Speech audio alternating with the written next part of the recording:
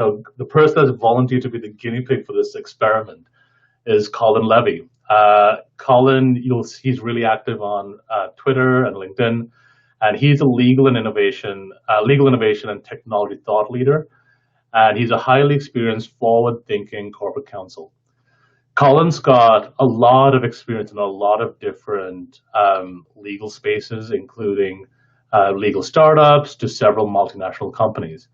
And what's really cool about Colin is that he focuses his practice and his thought leadership on where business, technology, and the law meet. And that's sometimes rare to find. So, Colin, thanks so much for being part of this. Thank you so much for having me. This is really exciting. Yeah, so thanks for being the guinea pig. Of course. So, Colin, let's start off by talking a little bit about your journey in the profession. Just introduce the audience to who you are and what you're about. Yeah. So my journey has been somewhat atypical. When I graduated from law school, it was at the tail end of what is widely known as the last Great Recession, something that we're now experiencing for a completely different reason. So it took me quite a while, actually, to land my first full-time role. It actually took me a couple of years. So during that time, I got experience where I could through a variety of different temporary roles, always knowing that I wanted to focus on on working in-house. At the time, I didn't know that I wanted to focus or had any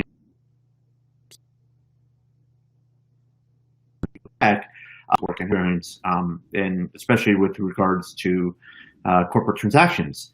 So I did that for a couple of years and then started working for a legal startup company and then worked for a couple larger companies and then was Inhouse Counsel for a while for a growing tech company and recently joined the company where I am now, Lookout, which is a cybersecurity company and helps protect mobile devices from malfeasance. So it's been a little bit of a path. And during that time, I started writing about my experience working in-house, some of the lessons that I had learned. I also started to develop an interest in technology and decided that I would start talking to some folks who actually were using technology within their legal practice or were trying to develop tools for use by lawyers. And through those conversations, I then started kind of writing my own thoughts on the topic and kind of it's taken off from there. And I've been really lucky in the sense that it's been a lot of fun and also been really successful in terms of really helping educate me to the point where I now help educate others about these topics. So before we get into your thought leadership, I was curious about trying to find a job in this unique time we're living in. It couldn't have been easy. Yeah, no, it wasn't. I was very lucky that it'd take nearly as long as I was anticipating. Quite frankly, I was expecting really to find a job until I would say next year. So it wasn't easy. But what I learned from my prior experience trying to find a job in a tough economic environment was to be very persistent, was to be focused, and was to be really kind of always networking with folks, always talking to people about what was going on, not being shy about my interests, not being shy about kind of what makes me happy.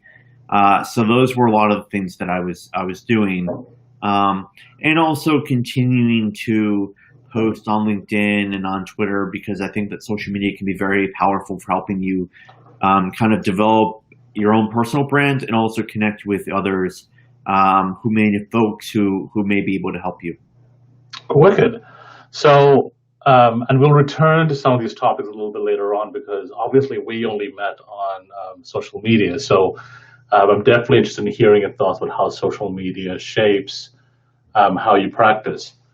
But before we get there, let's talk more about some of the challenges that you see the legal profession facing.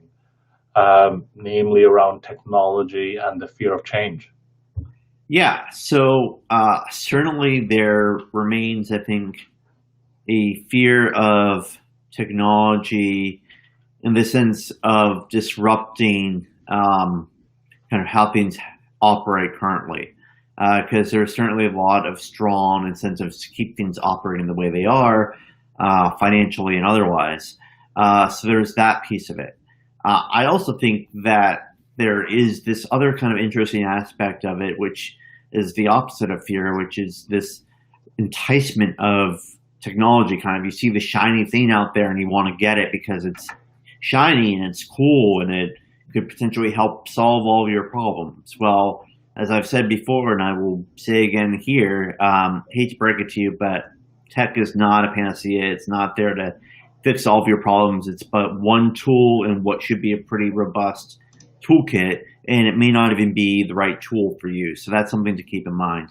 I do think that, another challenge facing, I think, the legal field is this intense pressure that continues to grow to do more with less. And that in turn leads to looking at technology tools as a way to help automate some of this time-consuming, low-risk stuff that lawyers or legal folks should otherwise not be spending their time on, because either they don't have the time to or they're too overloaded with other types of work.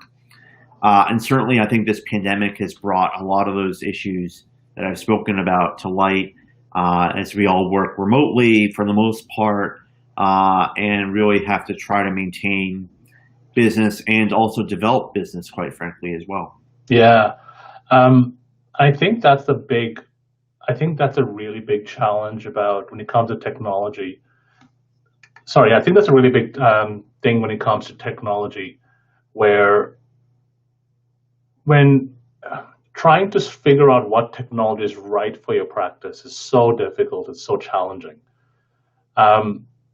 Especially when there's so many shiny object syndrome, how do you go about starting? How do you go about starting to choose which technology is right for you? Yeah, so this is something I've spoken about before, and you start with you don't start with technology. You start with looking at your people and your processes and understanding how your people operate, why they do what they do, what their aptitude is for using technology, what they think of their existing processes, where their pain points are, looking at your processes themselves in your view and seeing where you think the pain points are, how efficient and how effective you think those processes are, and taking all of that knowledge and then using it to help determine, okay, what technologies out there could help solve some of these pain points. And you want to be very specific and particular about what you're looking for, because again, technology is not there to solve all of your problems. It can help make a certain problem be less of a problem, or even make a certain problem go away perhaps, but it's not going to solve all of them. So you certainly don't want to be in a position where you don't look at your people, don't talk to them, don't look at your processes, don't investigate them, and then look at tech and suddenly have some expensive piece of tech sitting in your environment, and you've realized that now what you've done is replaced one set of problems with a whole set of another problems.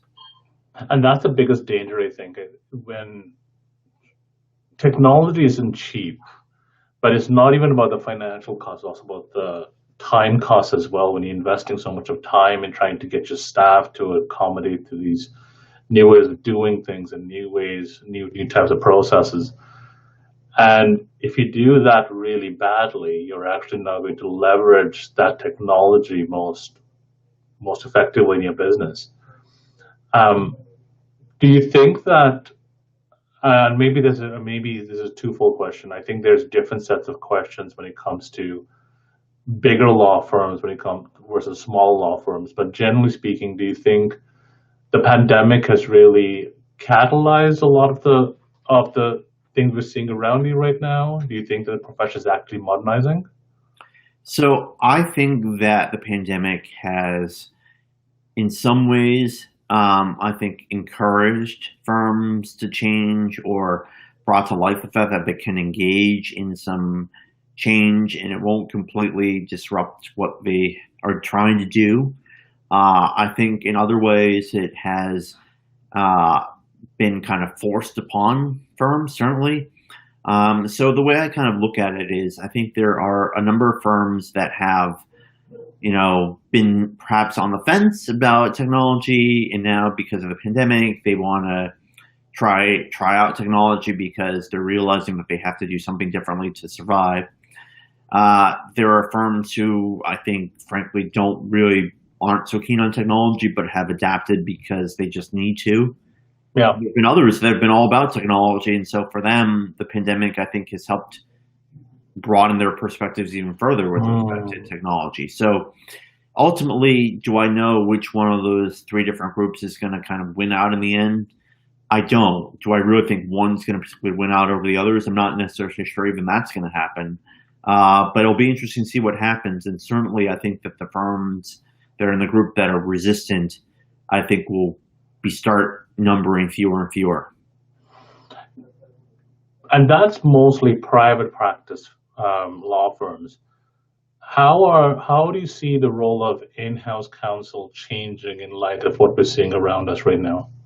So I think that, as is typical for in-house counsel, you just have to be very dynamic and be very adaptable, because business doesn't wait for laws to change and doesn't wait for other decisions to be made. So I think that this pandemic has forced, I think, a lot of in-house lawyers to realize that there are more issues to take into consideration, that perhaps they need to be a little more careful with how they draft certain provisions and contracts, because, of course, one big provision that pops up all the time now is force majeure, which relates to kind of unanticipated events.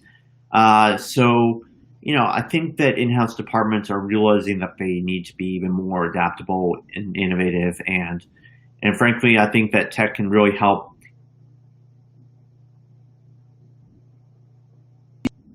workload, because the other part of it may be getting small because lawyers are costly, and so they feel like they can do more with less. And technology can help alleviate some of that burden that gets created as a result of increasing work and less resources to rely on.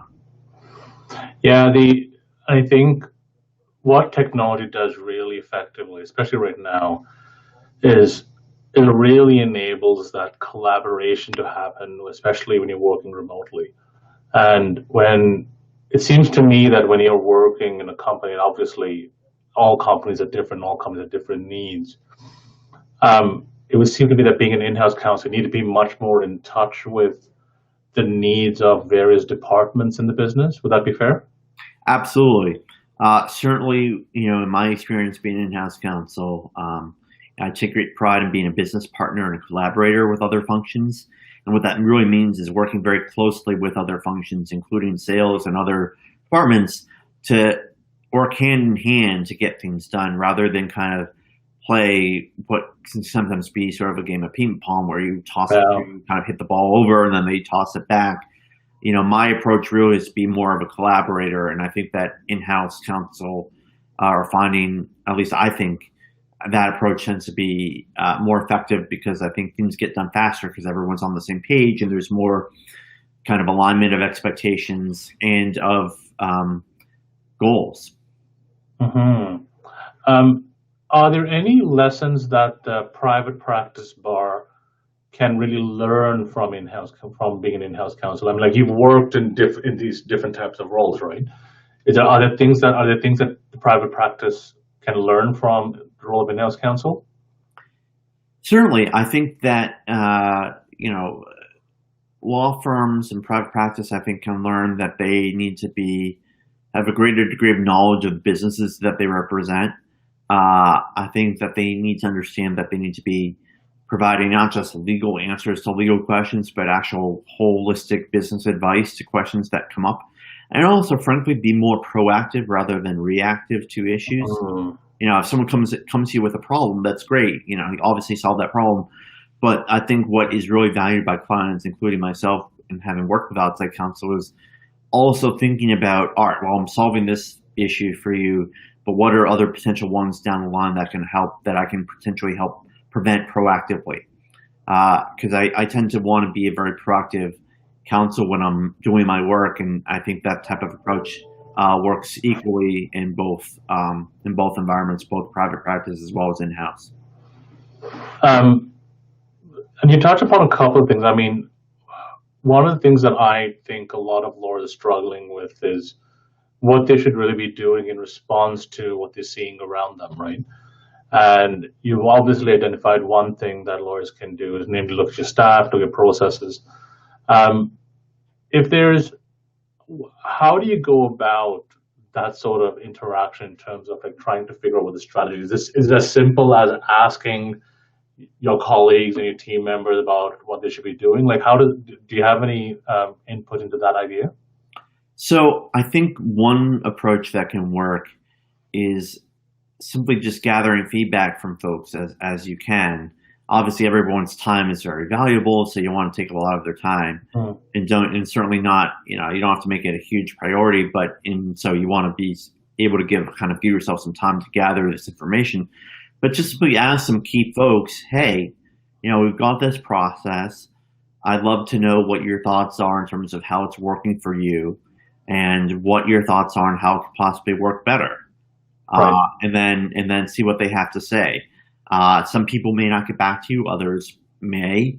So you have to keep that in mind. But that would be one approach I would suggest. I mean, when I join a new company, one of the first things I do is set up meetings with key stakeholders to get a sense of how they work with the department that I'm joining, what their expectations are, and what issues that they may have. Because I want to be aware of those and try to help resolve them. That's really cool. Yeah, I never thought about like for the first time you go into a place, just ask them like, look, what are the problems you're facing? It's smart. Quite good. So then the question, I guess, is you're clearly very active on social media and Twitter, but you're also a member of the LGBTQ community. I mean, have you faced any barriers or challenges as you've built your career over the last decade? You broke up for a minute there, so I didn't hear all of the questions. Oh, sorry. No, it's okay. Sorry about that. You're a member of the LGBTQ community, and as a member of the community, obviously there are challenges for all groups that are marginalized. But have you experienced any challenges in the development of your career? And if you have, how have you overcome those challenges? So I've been extraordinarily lucky in that I haven't encountered too many challenges in that regard. I think that's perhaps because of a particular part of the country that I'm in, or just been lucky in terms of where I've worked. I have not had a whole lot of issues, thankfully, with that.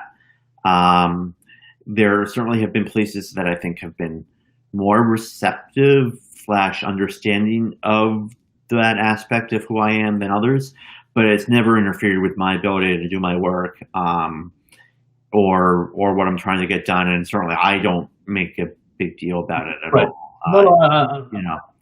So I would say that I've been, lucky in that sense, but certainly I know of others who have had issues. And I'll be honest with you, the legal profession has a lot of work to be done with respect to diversity and inclusion issues.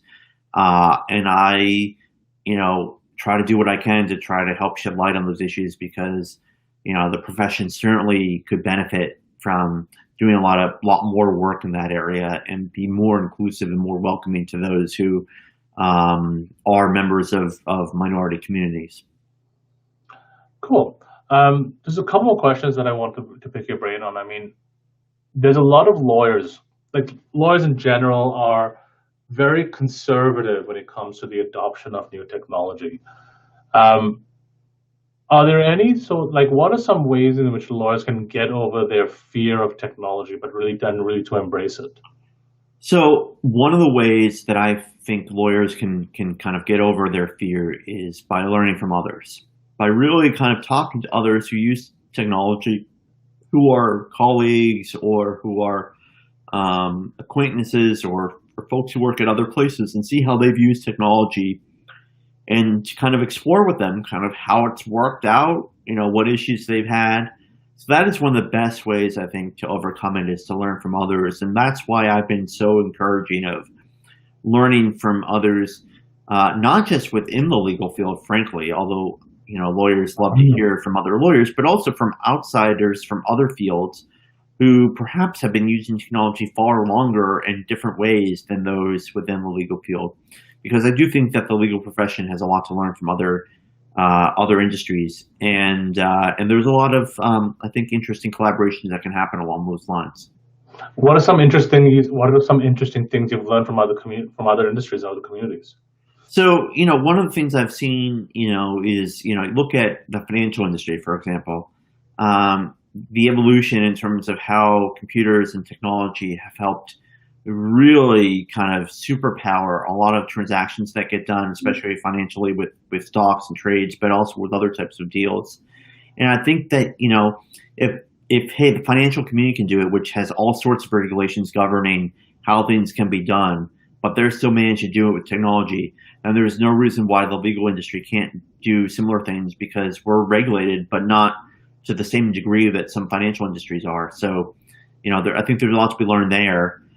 There's also a lot to be learned, I think, from folks who are technologists, who are programmers, who are coders, who create programs, and just learn from them about how they've created these programs, what their thoughts are in terms of not just creating the programs, but creating the interfaces through which you interact with these programs. Yeah, I mean, so for me, one of the biggest influences in the last 3 years has been really people in the design and web development space, right? Like digital marketers and whatnot. And they really influenced me in terms of how I think about community and the role that community plays in building out a practice and building out a business. And so I completely agree with you about the idea about making sure that you ask and be influenced by advice from people who are non-lawyers. There's a great article that John Chisholm, who's a pricing guy out of Australia, and it's the idea that lawyers need to get over themselves. There's so many things that non-lawyers can do. Don't talk about yourself as if you're something different and apart from it, right? Yeah, absolutely. I mean,